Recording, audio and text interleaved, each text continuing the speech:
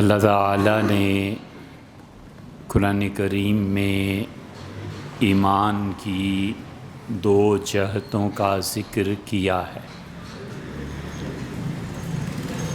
ایمان کو دو طرح سے بیان فرمایا ہے۔ ایک تو عقیدے کے متعلق کہا ہے کہ کسی شخص کا عقیدہ کفر پر مشتمل ہوگا یا اس کا عقیدہ ایمان پر اپنی بنیاد ایمان کی چیزوں پر رکھے گا۔ ایمان کی بنیاد شہادتین ہیں، ایمان کی بنیاد اللہ کی توحید ہے، اور ایمان کا سب سے بڑا بنیادی پتھر وہ نبوت اور رسالت کو ماننا ہے۔ تو پورا ایک ایمان یہ ہے، اور ایمان کے مقابلے میں یا تو کفر ہے اور یا پھر منافقت ہے۔ یہاں پہنچ کے چار چیزیں جمع ہو جاتی ہیں۔ ایک ایمان ہے، ایک کفر ہے، اور تیسری چیز کہ اس کے دل میں کفر ہو اور زبان سے وہ ایمان کا اقرار کرے۔ یہ نفاق ہے، اور منافق بھی ایسا ہے کہ دل سے اللہ کو نہیں مانتا۔ اور چوتھی چیز یہ ہے کہ وہ آدمی دل سے اللہ کو مانتا ہے، لیکن اپنی عملی زندگی میں وہ خدا کی نافرمانی کا ارتکاب کرتا ہے۔ اس کو فاسق کہتے ہیں، اس کو فاجر کہتے ہیں، اس کو گناہ پر اصرار کرنے والا کہتے ہیں۔ یہ شریعت کی نظر میں نفاق نہیں ہے۔ شریعت کی نظر میں منافقت وہ ہے کہ اس کا دل منکر ہے، لیکن دل میں اگر اس کے ایمان ہے تو پھر اس کے بعد جو گناہ کرتا ہے یہ فاسق و فاجر آدمی ہے، سخت گناہ گار ہے۔ لیکن اس مقام پر یہ کہنا کہ چونکہ اس نے وعدہ پورا نہیں کیا اور امانت نہیں دی پوری طرح اور وغیرہ وغیرہ، یہ اصل میں ایمان کے دوسرے حصے کی طرف آتے ہیں۔ تو قرآن کبھی تو ایمان کا لفظ اعتقاد کے لیے استعمال کرتا ہے، اور اس کی ضد کفر ہے۔ وہ کفر کھلا ہوا ہو، وہ کفر دل میں چھپا ہوا ہو، حتیٰ کہ حضرت رسالت پناہ صلی اللہ علیہ وسلم بھی ایسے شخص کا جنازہ پڑھا دیں تو بھی وہ پکا کافر ہے اللہ کے ہاں، کافروں سے بھی بدتر ہے کہ اس نے خلق خدا کو دھوکہ دیا اور دل منکر۔ یہ جو معاملہ ہے اس کا تعلق اللہ کے ساتھ ہے، اللہ کے علاوہ کوئی نہیں جانتا۔ حضور اقدس صلی اللہ علیہ وسلم کے متعلق آتا ہے کہ آپ جماعت کی نماز کی پابندی پر اتنا زور دیتے تھے کہ عبداللہ ابن مسعود رضی اللہ عنہ نے کہا کہ ایک منافق آدمی جو پیدل چل نہیں سکتا تھا بیماری کی وجہ سے، اور دو آدمیوں کے کندھے پہ ہاتھ رکھ کے وہ پاؤں گھسیٹتے ہوئے چلتا تھا، وہ بھی جماعت کے ساتھ نماز مسجد نبوی میں پڑھتا تھا، کیونکہ ڈر تھا کہ لوگ کہیں گے یہ کافر ہے۔ صحابہ کرام رضی اللہ عنہم کے اعمال جس شان کے تھے اس کے بالمقابل یہ تھا۔ اور ایمان کبھی کبھی اللہ تعالیٰ استعمال فرماتے ہیں کسی بہت نیک کام پہ، یا کسی ایسے گناہ پر جو گناہ کبیرہ اور بہت شدید ہو۔ اللہ تعالیٰ نے مثلاً یہ فرمایا کہ منافقین جو ہیں لا یذکرون اللہ الا قلیلا، بہت تھوڑا اللہ کو یاد کرتے ہیں۔ اس لیے جو آدمی اللہ تعالیٰ کو تھوڑا یاد کرتا ہے، اس کو ہم کہتے ہیں کہ یہ ایمان وہ نہیں ہے جو ایمان کفر کے مقابلے میں ہے۔ یہاں پر منافق آدمی جو عملی زندگی میں کمزوری کا اظہار کرتا ہے، اب عملاً یہ چونکہ کمزور ہے، لہٰذا اللہ تعالیٰ نے ذکر فرمایا کہ تو ایسے ہیں گویا کہ ان کا ایمان نہ ہونے کے برابر۔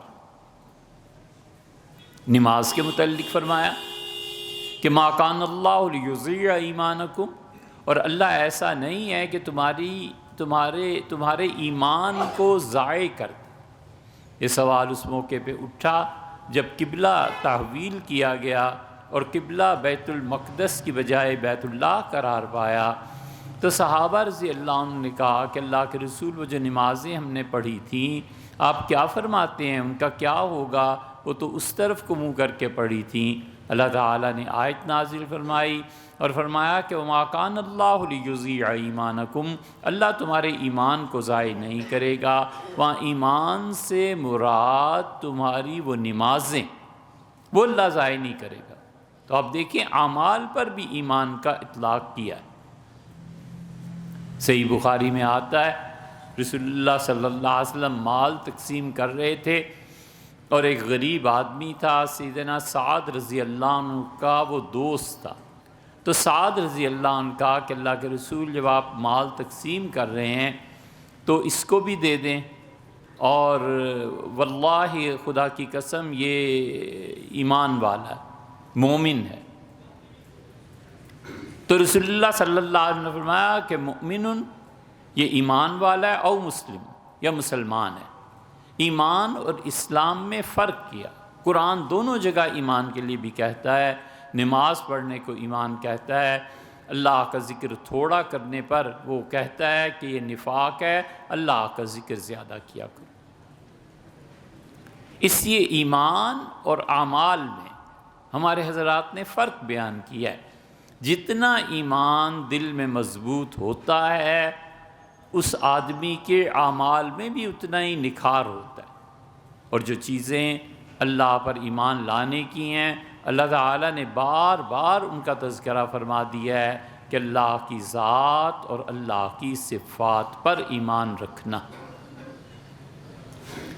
اللہ تعالیٰ کی جتنی بھی صفات ہیں، یہودی ان کے منکر تھے، اور یہودیوں کے لٹریچر میں یہاں تک ملے گا کہ وہ کہتے ہیں کہ مسلمان کافر ہیں کیونکہ وہ ایک خدا کو نہیں مانتے۔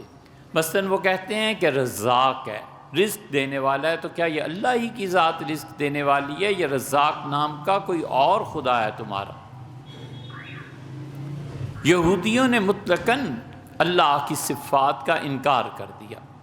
اسی لیے قرآن کریم میں متعدد آیات ایسی ہیں جن کے آخر پہ اللہ نے اپنے ناموں کا ذکر کیا ہے، واللہ علیم حکیم، الرحمن الرحیم وغیرہ وغیرہ۔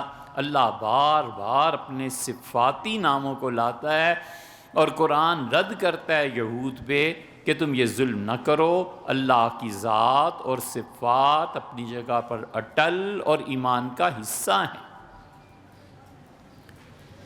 اسی لیے اللہ تعالیٰ نے یہودیوں کو بہت شدید الفاظ سے نوازا ہے، اور اللہ تعالیٰ نے اس پر سخت تنقید کی ہے۔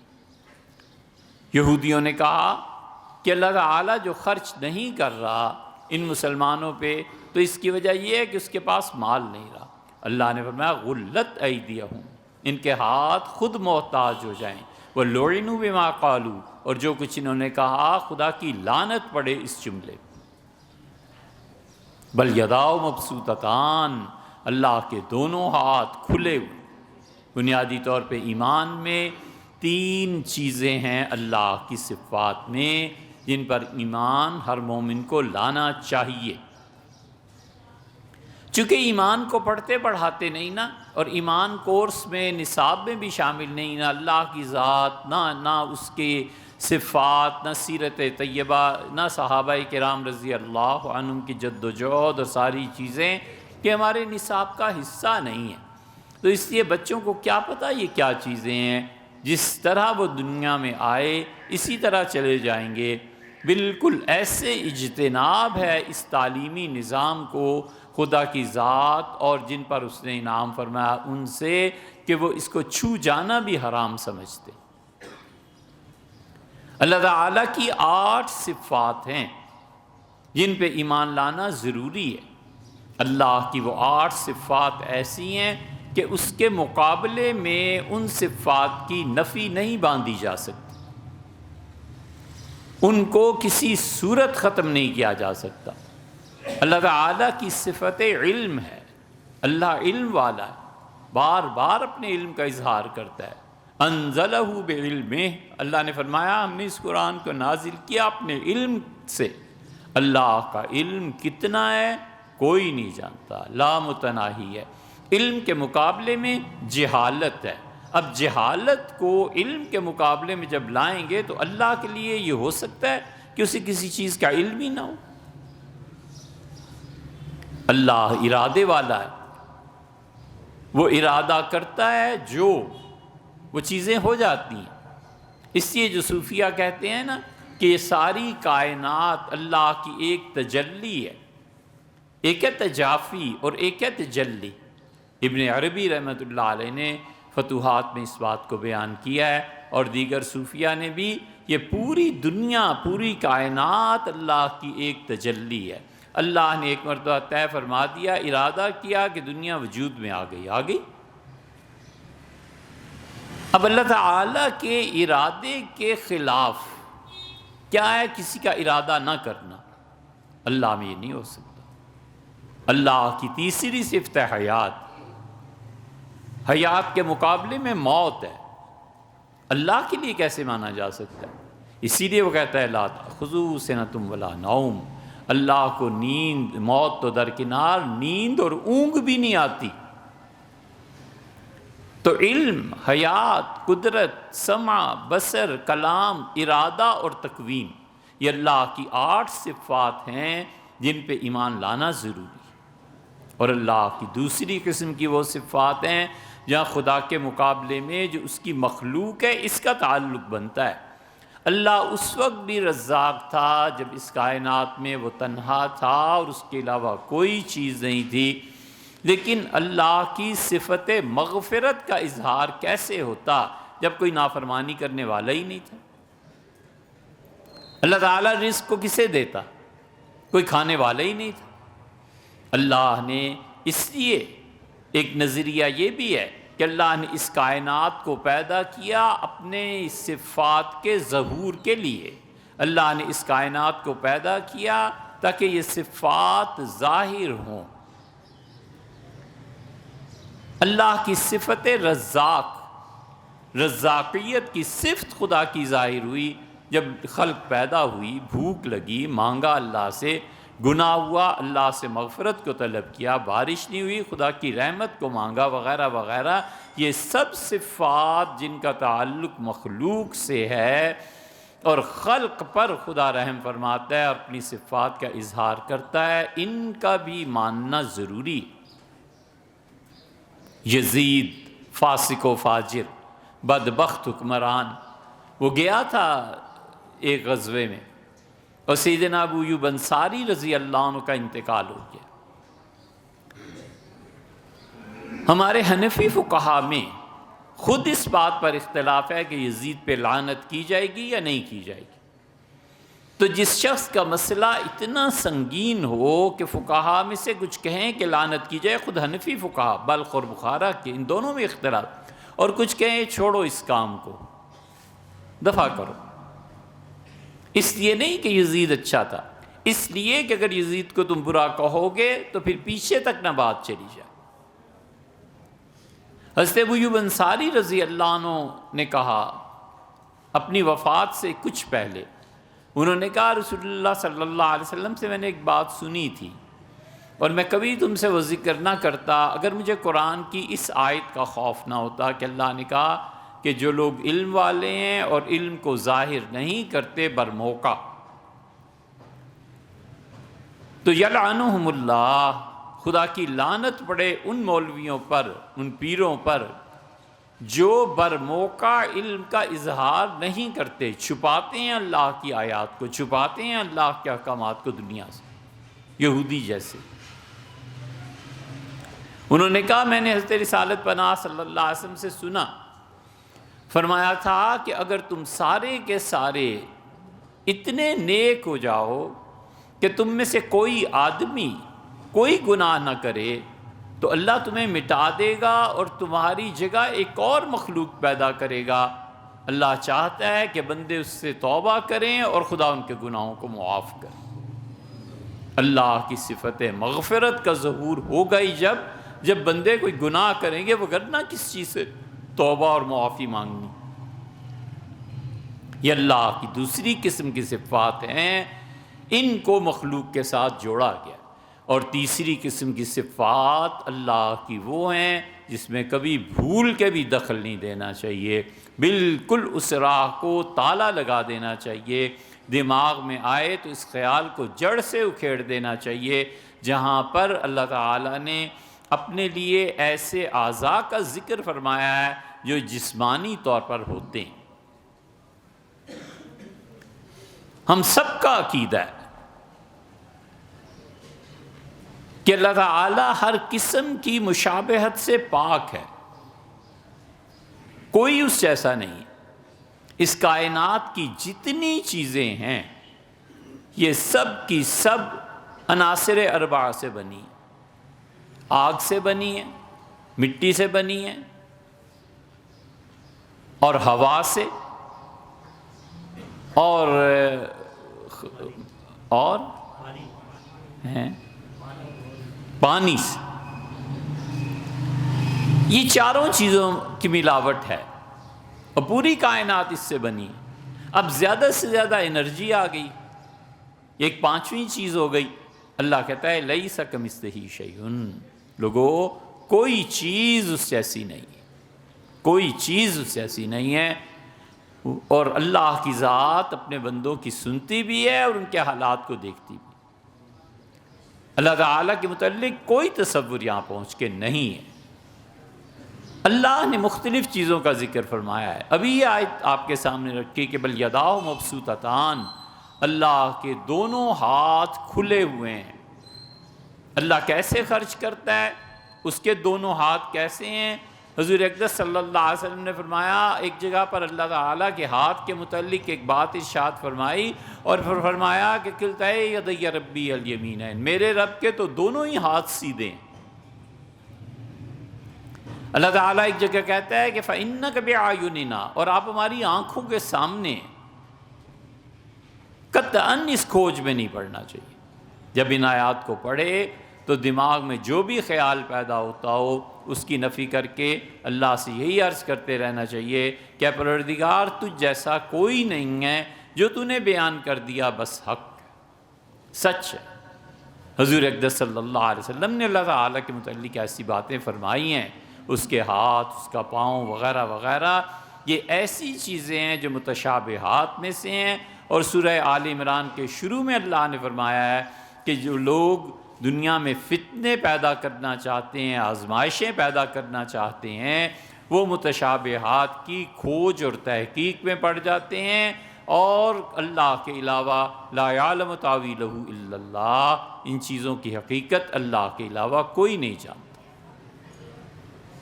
اللہ کی یہ تینوں صفات، وجہ ربک، تیرے پروردگار کا چہرہ،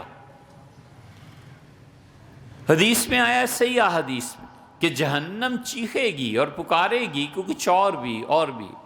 اللہ تعالیٰ نے فرمایا قرآن کریم میں کہ جہنم کو بھر دیں گے، وَتَقُولُ هَلْ مِن مَّزِيدٍ، اور جہنم پکارے گی کہ اے خدا کچھ اور بھی ڈال دے، کچھ اور بھی۔ اور اللہ تعالیٰ اپنا پاؤں جہنم کے منہ پہ رکھ دیں گے اور کہے گی قط، اے پروردگار بس اب گنجائش نہیں رہی۔ اللہ کا پاؤں رکھنا کیسا ہے، پاؤں کیسا ہے، کچھ پتہ نہیں ہے، لیکن یہ یقین ہے، ہمارا ایمان ہے کہ وہ مخلوق خدا کے کسی بھی پاؤں سے ملتا جلتا نہیں۔ لیس کمثلہ شیء، اللہ جیسی کوئی چیز نہیں۔ یہ ایمان کا حصہ ہے۔ اس لیے ایمان دونوں طرح کا، اور پھر اس کے ثمرات ظاہر ہوتے ہیں، اس کا نتیجہ ظاہر ہوتا ہے۔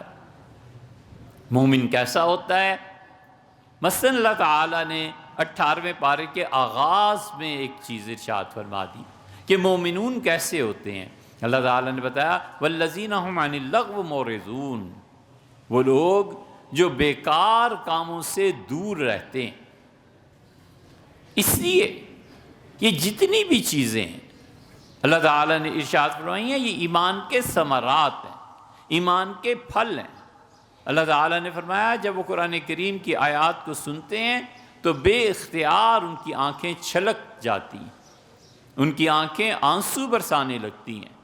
اسی لیے صحابہ کرام رضی اللہ عنہم میں اللہ کی کتاب کو سننا بڑے حوصلے کی بات سمجھی جاتی تھی۔ سیدنا عمر رضی اللہ عنہ کے متعلق حضرت سعد رضی اللہ عنہ نے فرمایا کہ میں صبح کی نماز میں مسجد کے پیچھے وضو کر رہا تھا اور امیر المومنین سورہ یوسف پڑھ رہے تھے، اور ان کے رونے کی آواز مجھے ساری صفوں کے پیچھے سنائی دے رہی۔ یہ اللہ پر ایمان ہے، اللہ کا خوف ہے۔ انسانوں کو اللہ کا خوف اور اللہ کی محبت دو چیزوں میں جینا چاہیے۔ خوف سے یہ مراد نہیں ہے جیسے درندوں سے خوف ہوتا ہے، شیر سے، چیتے سے، کتے سے، کسی اور شر سے۔ خوف سے مراد اللہ کے ہاں اس کا ادب ہے، اس کا احترام ہے، اس کی جلالت شان ہے، کہ اس کی حضوری کا ایسا تصور کہ بندہ دم نہ مار سکے، بندہ بول نہ پائے، کہ اللہ کے سامنے ہوں۔ ادب، احترام ہے خدا کا، خاموشی ہے، سننا ہے، زبان سے صرف اتنی بات کہنی ہے جو اس کو راضی اور خوش کر دینے والی ہو۔ جب اللہ کی معیت کا تصور بن جاتا ہے اور انسان اللہ کے ساتھ اپنا تعلق ایسا استوار کر لیتا ہے، پھر وہ اللہ کی محبت میں ڈوب جاتا ہے۔ اللہ تعالیٰ نے فرمایا کہ والذین آمنوا، اور جو ایمان والے ہیں، اس ایمان کا لازمی نتیجہ یہ نکلے گا کہ اشد حبا للہ، ان کی محبت سب سے زیادہ اللہ کے لیے۔ دل کی اس سے بڑی بیماری پورے اخلاقیات کے باب میں موجود نہیں ہے کہ انسان کا دل کسی اور کے قبضے میں چلا جائے، انسان کا دل اللہ کے علاوہ کسی اور سے جڑ جائے۔ یہ جو محبتیں ہوتی ہیں نا دل میں، یہ اسی طرح بے راہ رو کرتی ہیں، اور یہ محبتیں اسی طرح برباد کرتی ہیں کہ اس کے دل کو اپنی محبت کا مورد اللہ کے علاوہ کوئی اور چیز مل گئی۔ کسی کو دل کی محبت کا مورد ملا اس کا مال، کسی کو اس کی جان، کسی کو اس کی اولاد، کسی کو بیوی، کسی اور ہزار خرافات ہیں۔ یہ دل کی محبت کو پورا کرنے کے لیے پھر وہ بس اللہ کی نافرمانی پہ اترتا ہے۔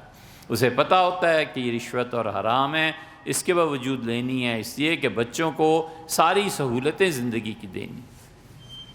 اسے پتہ ہوتا ہے کہ یہ کام ناجائز ہے، پھر بھی اس کا ارتکاب کرنا ہے کسی کی محبت میں۔ اسی لیے اللہ اس پہ زور دیتا ہے، اور اسی لیے کہتا ہے کہ اگر تم ہمارا کام نہیں کرو گے، ہم ایک اور قوم کو لے کے آئیں گے یحبہم، اللہ تعالیٰ کو ان سے محبت ہے، اور دوسری جگہ فرمایا یحبونہ، اور وہ لوگ اللہ کی محبت میں اور اللہ کو ان سے محبت۔ یہ ایمان کے لازمی تقاضوں میں سے ہے۔ کبھی یہ نہیں ہو سکتا کہ انسان ایک فعل کرے اور اس کے نتیجے کو نہ بھگتے۔ درخت لگائے گا تو کسی دن پھل پڑیں گے نا، وہ 1 ماہ بعد پڑیں، وہ ایک سیزن میں پڑیں، کھیلے اور تریں، موسم آنے پہ لگا دیے اور 6 مہینے بعد، 4 مہینے بعد پھل سامنے آ گیا۔ اخروٹ کا درخت لگایا اور سال ہا سال کے بعد پھل سامنے آ گیا۔ ہم میں سے جو شخص جو عمل کرتا ہے، نیکی کرے یا برائی کرے، اس کا انجام بہرحال اسے دیکھنا ہے۔ اور عجیب مصیبت یہ ہے کہ وہ کام کرتے ہوئے، بیج ڈالتے ہوئے، بنیاد رکھتے ہوئے خیال نہیں آیا، اور جب پھل پڑے تب روتا ہے، چیختا ہے کہ خدا اس نتیجے سے بچا لے، یہ کر لے، یہ کر لے۔ ایسے نہیں ہوا کرتا۔ اللہ کرامتاً کسی کے لیے کر دے تو الگ بات ہے، وگرنہ ہم جتنے اعمال کرتے ہیں اس کا نتیجہ ایک دن بھگتنا پڑے گا، چاہے اس دنیا میں اور چاہے اس دنیا میں۔ سلطان فیروز الدین تغلق جا رہا تھا اور پل سے جب کراس کرنے لگا اپنے زمانے میں تو ایک عورت کھڑی نظر آئی۔ مظلومیت کے اظہار کے مختلف طریقے دنیا میں ہوتے رہے۔ ایک زمانہ گزرا جب ایران میں قانون تھا کہ جو کوئی مظلوم ہو سرخ کپڑے پہن لے، تو سرخ کپڑے دیکھ کے بادشاہ بلا لیتا تھا کہ اس پہ ظلم ہوا ہے۔ ظاہر ہے کہ وہ وقت نہیں رہا، اب مظلوم کو نصیحتیں کرتے ہیں، ظالم کو نہیں کرتے۔ ظالم کو نہیں کہتے کہ نہ کر، اللہ کے ہاں جواب دینا ہے۔ مظلوم کو کہتے ہیں صبر کر لے یار، کوئی نہیں، ہو جاتا ہے زندگی میں، اسے بھی تو جا کے سمجھاؤ۔ تو تغلق جب گزرا تو ایک عورت نے ہاتھ اٹھایا، تغلق نے دیکھ لیا، سواری روکی، تو اس نے کہا کہ تم بادشاہ ہو؟ اس نے کہا ہاں۔ اس نے کہا تغلق اس پل پہ یا اس پل پہ؟ تغلق اتنا گھبرایا کہ اپنے جو سواری تھی اس سے اتر کے نیچے آ گیا ہاتھی سے، اور کہنے لگا اسی پل پہ۔ اس نے کہا میری ایک ہی ایک گائے تھی، تمہاری فوج گزری ہے اور گائے کو ذبح کر کے کھا گئی، میں کدھر جاؤں اپنے پیٹ پالنے کے لیے، میرے پاس اور کچھ نہیں ہے۔ اس نے کہا بھئی انہیں اتنی گائے مہیا کرو، اور کس کس فوجی نے یہ ارتکاب کیا ہے اسے بھی لاؤ۔ انہیں لایا گیا، اسے باقاعدہ سزا دی، اور چلتے ہوئے اس نے کہا کہ آپ خوش ہیں مجھ سے؟ اس نے کہا میں خوش ہوں۔ اس نے کہا اسی پل پہ صاف کرنا تھا معاملہ، اس پل پہ اللہ کو حساب کون دے گا؟ یہ لوگ تھے جنہیں آخرت کی فکر تھی، بادشاہت کے باوجود یہ حال ہے کہ اس پل پہ جانتے تھے نا کہ کوئی پکڑنے والا ہے، جانتے تھے نا کہ اگر یہ انصاف ایسی چیز ہے، اللہ نے فرمایا ہے کہ ہم نے انبیاء علیہ السلام کو اس لیے بھیجا ہے کہ انسانی معاشروں میں انصاف کو قائم کریں۔ حضور صلی اللہ علیہ وسلم نے پہلی ہجرت حبشہ کی جو اجازت عنایت فرمائی تھی، ایک جملہ فرمایا تھا، فرمایا تم اس کی ذکر کرتے ہو نجاشی کا، میں نے سنا ہے کہ ان کے ہاں انصاف ہے، تم ادھر چلے جاؤ۔ چلے گئے، ہجرت ہو گئی۔ اس لیے اللہ کا خوف، اللہ کے سامنے جواب دہی کا احساس، یہ ہے جو گناہ کو روکتا ہے۔ کوئی صورت نہیں ہے گناہ سے رکنے کی، یہ قبر اور احتساب کا تصور انسان کو باز رکھتا ہے، اور اگر یہ تصور راسخ نہ ہو اور انسانی دماغ اس کے متعلق نہ سوچے تو پھر اس سے جو چیز پہلا بچہ جو اس کا جنم لیتا ہے وہ بے حیائی۔ پہلا بچہ جو جنم لیتا ہے قبر اور آخرت کی غفلت سے، وہ پہلی چیز جو جنم لیتی ہے قوموں میں وہ بے حیائی۔ جھوٹ بچوں کو روکا جا سکتا ہے، بخل انسانوں کی طبیعت سے دور کیا جا سکتا ہے، ظلم پہ پابندی لگائی جا سکتی ہے، مختلف طریقے ہیں نبٹنے کے، لیکن اگر بے حیائی آ جائے تو پھر فَاصْنَعْ مَا شِئْتَ، حضور صلی اللہ علیہ وسلم، پھر جو چاہو کر گزرو، نہ خلق خدا کی شرم رہے نہ اللہ کی حیا رہے، ایسے انسان کا کیا کوئی علاج کرے گا؟ اس لیے اللہ پر ایمان اس کے تقاضے ہیں، ایمان کبھی بنیادی عقائد کے طور پہ، اور ایمان کبھی اپنے ثمرات کے ذریعے پہچانا جاتا ہے۔ امید ہے انشاءاللہ آئندہ بھی اس موضوع پہ گفتگو جاری رہے۔